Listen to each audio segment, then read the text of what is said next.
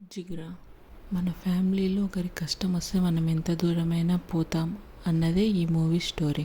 ఈ మూవీలో మెయిన్గా బ్రదర్ అండ్ సిస్టర్ బాండింగ్, ఇంకా ఒకరి కోసం ఒకరు ఎంత దూరమైనా వెళ్తాం అన్నట్టు చూపిస్తారనమాట. మెయిన్గా ఆలియా భట్ తన బ్రదర్కి కష్టం వస్తే ఎలా ఎదుర్కొంది అన్నదే ఈ సినిమా. ఈ మూవీలో ఆలియా భట్ ఇంకా వాళ్ళ బ్రదర్ అంకుర్ అనే వాళ్ళకి మమ్మీ డాడీ అనేవాళ్ళు ఉంటారనమాట. చిన్నప్పుడే ఆలియా భట్ కళ్ళ ముందే వాళ్ళ డాడీ బాల్కనీ నుంచి దూకి చనిపోవడం అది చూసి తను స్ట్రాంగ్గా చాలా బ్రేవ్గా పెరిగిందనమాట. వాళ్ళ బ్రదర్కి ఎప్పుడు కష్టం వచ్చినా తనే ముందుండి ఆ కష్టాన్ని తీర్చేదనమాట. వాళ్ళ ఫ్రెండ్స్ ముందు ఎవరైనా ఎగతాళి చేస్తే వాళ్ళకి చుక్కలు చూపించేది. వాళ్ళ రిలేటివ్స్ ఇంట్లోనే ఉండి వాళ్ళు పెద్దగా అయ్యి ఇప్పుడు ఏదేదో జాబ్ చేస్తున్నారు అనమాట. ఆలియా భట్ హోటల్ మేనేజ్మెంట్లో పనిచేస్తుంది అనమాట. ఇంకా వాళ్ళ బ్రదర్ వాళ్ళ ఫ్యామిలీ ఫ్రెండ్తో ఒక స్టడీస్ కోసం హన్షిదావో అనే ఐలాండ్కి, ఈస్ట్ ఏషియాలో ఒక ఐలాండ్కి వెళ్తారనమాట. వాళ్ళు వెళ్ళాక స్టార్టింగ్లో కొంచెం ఎంజాయ్ చేస్తారు కదా, ఆ ఎంజాయ్ చేసే టైంలో స్టార్టింగ్లో వాళ్ళు రోడ్డు మీద కొంచెం స్పీడ్గా వెళ్ళేసరికి పోలీసులు వాళ్ళని ఓవర్ స్పీడింగ్ కింద పట్టుకుంటారనమాట. అప్పుడు వాళ్ళ దగ్గర ఏంటి వీళ్ళు ఎందుకు స్పీడ్గా పోతున్నారని అంతా చెక్ చేస్తే వాళ్ళ ఫ్రెండ్, అదే అంకుర్తో వచ్చిన రిలేటివ్ కొడుకు దగ్గర డ్రగ్స్ దొరుకుతాయి అన్నమాట. ఇది అంకుర్కి తెలియదు. సో ఇద్దరిని అరెస్ట్ చేస్తారనమాట. ఈ విషయం తెలుసుకున్న ఆలియా భట్ ఇంకా వాళ్ళ ఫ్యామిలీ మెంబర్స్, రిలేటివ్స్ ఉంటారు కదా, వాళ్ళు ఎలా విడిపించాలని ఆలోచిస్తూ ఉంటారనమాట. అంకుర్ ఫ్రెండ్ ఆ రిలేటివ్ వాళ్ళ కొడుకే కాబట్టి వాళ్ళని బయటికి రప్పినీకి అంకుర్ పైనే అంతా వీడే చేస్తాడు. వీడివే ఆ డ్రగ్స్ నావి కాదనేసి వాళ్ళ కొడుకుని విడిపించుకుంటాడు.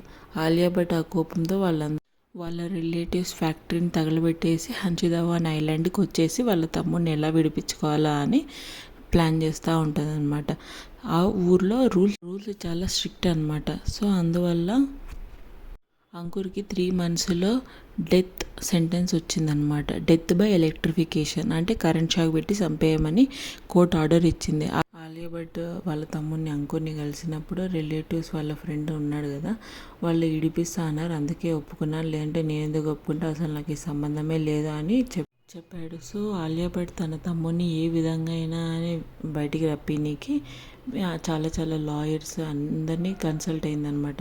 సో అందరు ఏమన్నారు, మేమేం చేయలేము, డెత్ సెంటెన్స్ వచ్చాక మ్యాక్సిమం మేము పొడికిగలము, అంతేగాని టైంని అంతకుమించి మేము ఈ డెత్ సెంటెన్స్ని తొలగిలేము అనేసి ఏ లాయర్ని అడిగినా అందరు ఇదే మాట చెప్పారనమాట.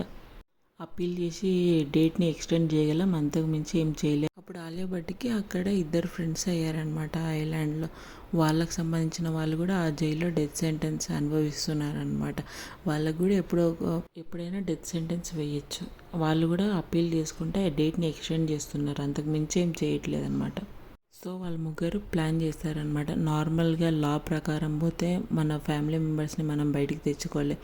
సో మనం దొంగదారి నుంచి వాళ్ళని బయటికి తెప్పియాలి, అంటే వాళ్ళని జైలు నుంచి సీక్రెట్గా బయటకు తేవాలి దొంగతనంగా. ఆలియా భట్కి పరిచయమైన 2 ఫ్రెండ్స్లో ఒక ఫ్రెండ్ ఎక్స్ పోలీస్ ఆఫీసర్ అనమాట. సో ఆ జైల్ బ్లూ ప్రింట్ అవన్నీ అతనికి ఈజీగా యాక్సెస్ ఉంటుంది. సో ఆ బ్లూ ప్రింట్ని తెచ్చుకొని వాళ్ళు ప్లాన్ చేస్తారనమాట ఎలా బయటికి రావాలి అని. సో వాళ్ళు ఏం చేస్తారు, అందరికీ ఒకే రోజే వాళ్ళ ముగ్గురికి ఒకే రోజే కిచెన్ డ్యూటీ వేయించి అక్కడి నుంచి బయటికి వచ్చేలాగా వీళ్ళు బయట నుంచి ఒక టనెల్ కిచెన్కి లింక్ అయ్యేటట్టు ఒక ప్లాన్ చేస్తారనమాట. సో ఈ ప్లాన్ వాళ్ళకి చేరుకోవాలంటే వాళ్ళకి ఒక సీక్రెట్గా తెలియాలి కాబట్టి ఒక పేపర్లో సీక్రెట్ కోడ్తో అదంతా ఈ ప్లాన్ అంతా రాసి వాళ్ళ కొడుకుకి చేరేటట్టు ఒక ఫ్రెండ్ ఉన్నాడు కదా, ఒక ఫ్రెండ్ ఎక్స్ గ్యాంగ్స్టర్ అనమాట. సో అతని ద్వారా లోపలికి చేరేటట్టు ప్లాన్ చేశాడన్నమాట. కానీ ఆ గ్యాంగ్స్టర్ కొడుకు అది చూడలేదన్నమాట, తినేశాడు. ఆలియా భట్ ఇంకా వాళ్ళ ఫ్రెండ్స్ బయట నుంచి ప్లాన్ చేస్తుంటే అంకుర్తో పాటు ఇంకా ముగ్గురికి డెత్ సెంటెన్స్ పడిన ఇంకో ముగ్గురికి వాళ్ళు బయటికి రావాలని వాళ్ళు సపరేట్గా ప్లాన్ చేసావన్నమాట. ఇంతకు ముందు నుంచి అక్కడ ఉన్న ఒక డెత్ సెంటెన్స్ పడిన ఒక వ్యక్తి అక్కడ బాత్రూమ్ నుంచి ఒక టనల్ తవ్వి బయటికి వచ్చేటట్టు ప్లాన్ చేస్తాడు. సో వీళ్ళు ప్లాన్ చేసింది వర్కౌట్ అవ్వలేదు అనమాట. ఆలియా భట్ వాళ్ళు చేసింది అదే రోజు వాళ్ళు కూడా ప్లాన్ చేస్తారు. వాళ్ళు బయటికి వచ్చారనమాట. లోపల వాళ్ళు తవ్విన బాత్రూమ్ నుంచి, స్వరంగం నుంచి బయటికి వస్తారనమాట వాళ్ళు జైలు నుంచి.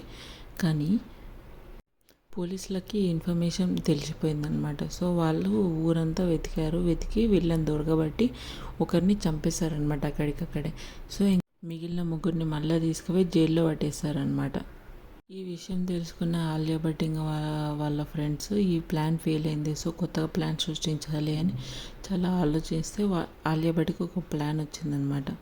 ఈ జైలు ఉండేది ఒక ఐలాండ్లో. సో ఈ ఐలాండ్కి పవర్ కనెక్షన్ అంతా ఆపేయాలి. ఈ జైలుకి పవర్ కట్ అయిపోతే సో జైల్ డోర్స్ అన్నీ ఆటోమేటిక్గా ఓపెన్ అయిపోతాయి. ఎందుకంటే ఈ జైలు అంతా ఎలక్ట్రిసిటీతో రన్ అవుతుందన్నమాట.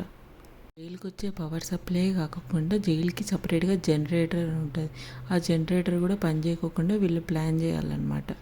ఆ జనరేటర్కి వెళ్ళాల్సినంత ఆయిల్ లేదంటే గ్యాస్ వాటర్ ఏదైనా దాంట్లో వేరేది ఏదో ఇంగ్రీడియంట్ కలిపి అది పవర్ సృష్టించుకోకుండా వాళ్ళు ప్లాన్ చేశారనమాట. ఇంకా ఎలక్ట్రిసిటీ సప్లై చేసే డిపార్ట్మెంట్ ఉంటుంది కదా, దాంట్లో హెడ్ని వాళ్ళ ఫ్యామిలీని బెదిరించి పవర్ కట్ సృష్టించేలాగా వాడు ప్లాన్ చేసి ఉంటారు. సో ఈ 2 సోర్సెస్ నుంచి వాళ్ళకి పవర్ కట్ అవ్వడం వల్ల ఆ జైల్ డోర్స్ అన్నీ ఓపెన్ అవుతాయి.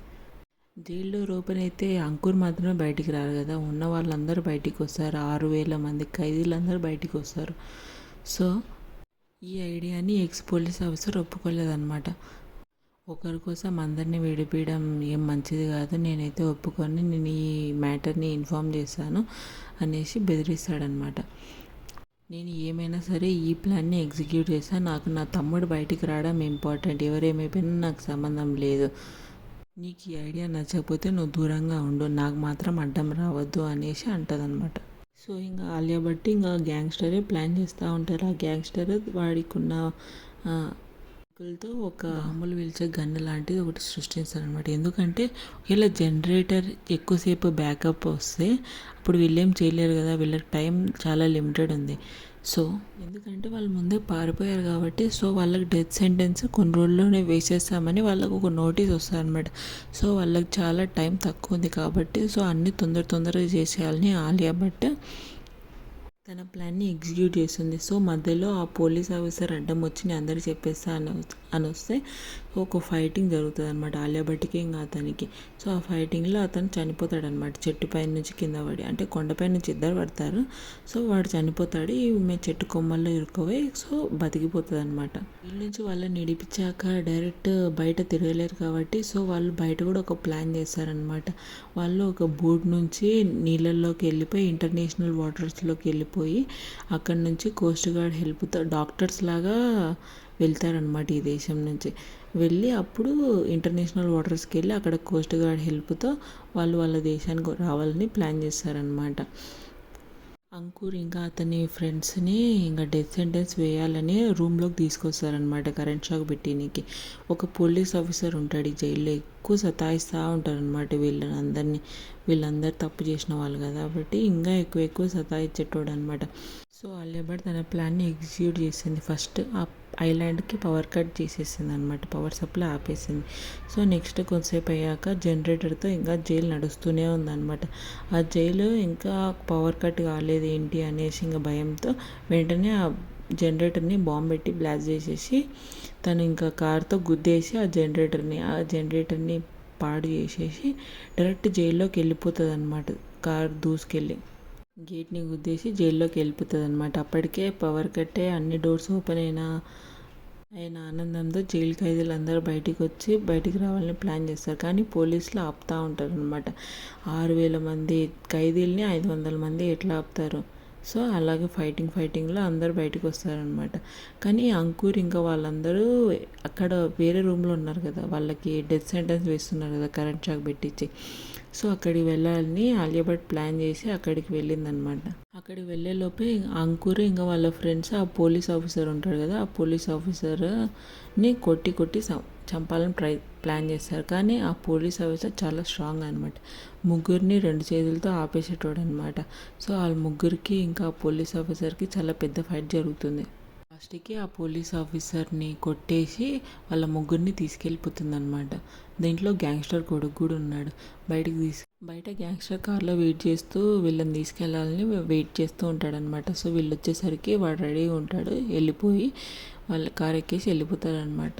కానీ కొంతమంది పోలీస్ ఆఫీసర్స్ వీళ్ళని ఫాలో అయ్యి లాస్ట్కి వాళ్ళని డైవర్ట్ చేయాలని వీళ్ళని దింపేసి కార్ ఆపేసి రివర్స్లోకి వెళ్తాడనమాట ఆ పోలీస్ ఆఫీసర్స్ మీదకి. సో అక్కడ పెద్ద బాంబ్ లాగా పేలేసి అందరు చనిపోతారనమాట.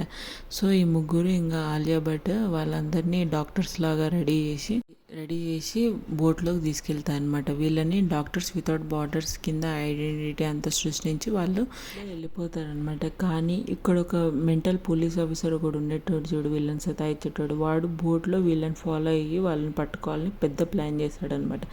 కానీ వీళ్ళు అప్పటికే ఇంటర్నేషనల్ వాటర్స్లోకి వెళ్ళిపోతారనమాట. అప్పుడు వాళ్ళు కోస్ట్ గార్డ్కి ఫోన్ చేసి ఇవన్నీ మాట్లాడితే వాళ్ళప్పుడు వీళ్ళని కాపాడనీకి ఆ పోలీస్ ఆఫీసర్ వైపు బుల్లెట్స్ అన్నీ షూట్ చేస్తారనమాట. ఎందుకంటే వీళ్ళని ఫాలో అవుతూ వాళ్ళు ఇంటర్నేషనల్ వాటర్స్లోకి ఎంటర్ అయ్యారు. అలా పర్మిషన్ లేకుండా ఎంటర్ కావద్దు. వీళ్ళంటే డాక్టర్స్ వితౌట్ బార్డర్స్ కాబట్టి వీళ్ళకి పర్మిషన్ ఉంది ఎటైనా వెళ్ళనీకి. సో అలా ఆలియా భట్ తన తమ్ముని కాపాడి ఇంకా వాడితో వచ్చిన ఇంకో ఇద్దరిని కాపాడి వాళ్ళందరినీ ఊరికి తీసుకెళ్ళిపోతుంది అనమాట. ఇండియాకి తీసుకొచ్చేస్తుంది. వాళ్ళ ఇంట్లోనే పెట్టుకుంటుంది అందరినీ. అలా ఈ సినిమా ఎండ్ అవుతుంది అనమాట. ఈ మూవీలో కొన్ని డ్రాబ్యాక్స్ ఏంటంటే హన్షు దావో ఐలాండ్లో వాళ్ళందరూ వాళ్ళ భాషలలో ఇంకా ఆ ట్రాన్స్లేషన్ కోసం అంతా మోస్ట్లీ ఇంగ్లీష్లోనే మాట్లాడుకునే వాళ్ళు అనమాట. జనాలకు కొంచెం అర్థం కావడం ఇబ్బంది అవుతుంది. అది తప్ప సినిమాలో ఏ తప్పు అని చెప్పలేమన్నమాట. ఎంత పర్ఫెక్ట్గా ఎంత బ్యూటిఫుల్గా ఎగ్జిక్యూట్ చేశారు సినిమా. మూవీలో బ్రదర్ సిస్టర్ సెంటిమెంట్ ఇంకా ఫ్యామిలీ కోసం ఎంత దూరమైనా వెళ్ళే అక్క. ఇదే జిగిరా స్టోరీ.